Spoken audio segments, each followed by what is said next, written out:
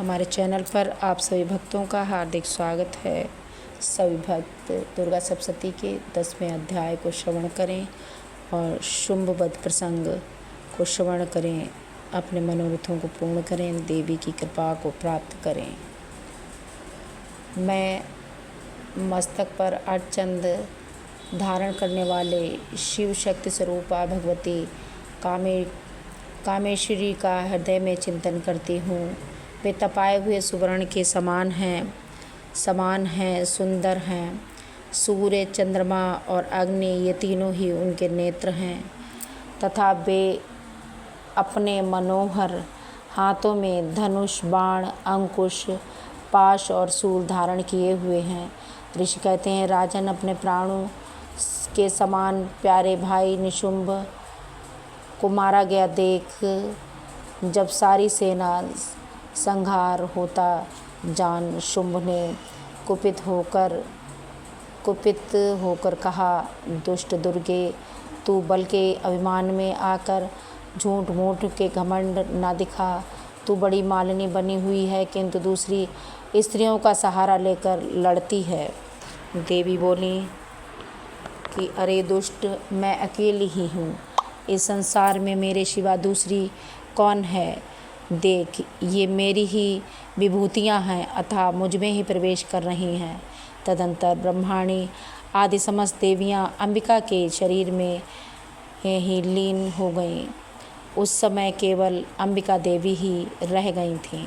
देवी बोली, मैं अपनी ऐश्वर्य शक्तियों से अनेक रूपों में यहाँ उपस्थित थी।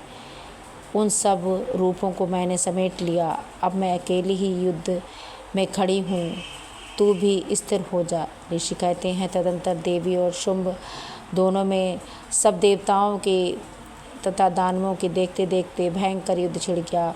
बाणों की वर्षा तथा तीखे शस्त्रों एवं दारुण अस्त्रों के से प्रहार के कारण उन दोनों का युद्ध सब लोगों के लिए बड़ा ही भयावह प्रतीत हो रहा था। उस समय अंबिका देवी जो सैकड़ों दिव्य अस्त्र छोड़े, वह दैत्यराज शुंभ ने उनके निवारक अस्त्रों द्वारा काट डाले।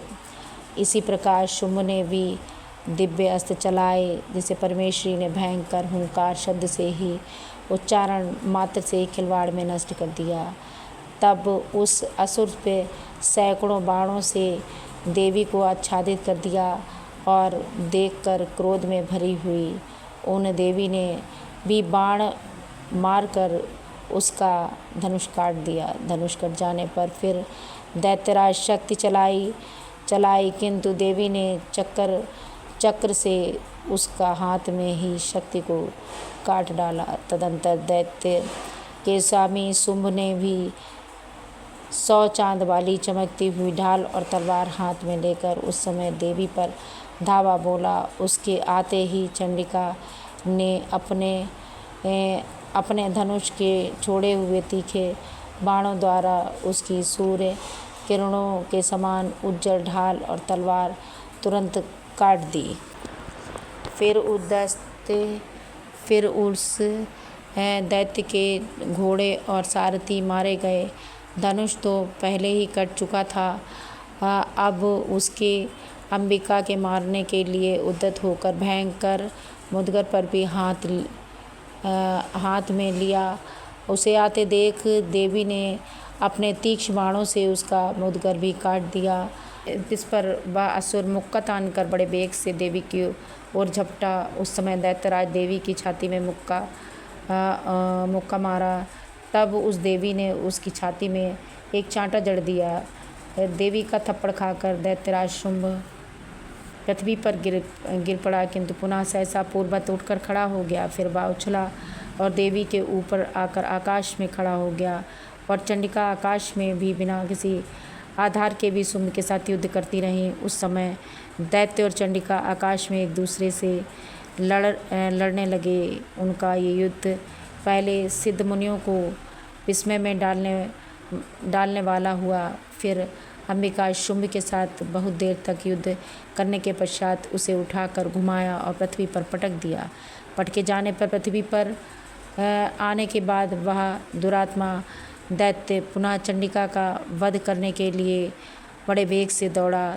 तब समस्त दैत्यों के राजा शुंभ को अपनी ओर आता देख देवी ने शूल से उसकी छाती को छेद दिया। फिर वह पृथ्वी पर गिर गया। देवी के शूल की धार से घायल होने पर उसके प्राण पखेरु उड़ गए और वह समुद्र, द्वीपों और पर्वतों सहित समूची पृथ्वी को कपाता हुआ पृथ्वी पर जा गिरा। तदंतर उस दुरात्मा के मारे जाने पर संपूर्ण जगत प्रसन्न एवं पूर्ण स्वस्थ हो गया और आकाश स्वच्छ दिखाई देने लगा। पहले जो उल्कापात मेरु और हो रहे थे वे सब शांत हो गए। उस दैत्य के मारे जाने पर नदियाँ ठीक मार्ग से बहने लगी। उस समय शुंभ की मृत्यु के बाद संपूर्ण देवताओं का हृदय हर्ष से भर गया और गंधर्वराज मधुर गीत गाने लगे। दूसरे गंधर्व भी बाजे बजाने लगे और अप्सराएं नाचने लगीं। वायु पवित्र बहने लगी। सूर्य की प्रभा उत्तम हो गई और अग्निशालाओं में बुझी हुई अग्नि स्वतः जलने लगी, प्रज्वलित हो उठी। संपूर्ण दिशाओं में भयंकर शब्द शांत हो गया। इस प्रकार मार्कंडेय पुराण श्रावण के मनवंतर कथा के अंतर्गत देवी महात्म्य शुंभ वध नामक 10वां अध्याय संपूर्णम।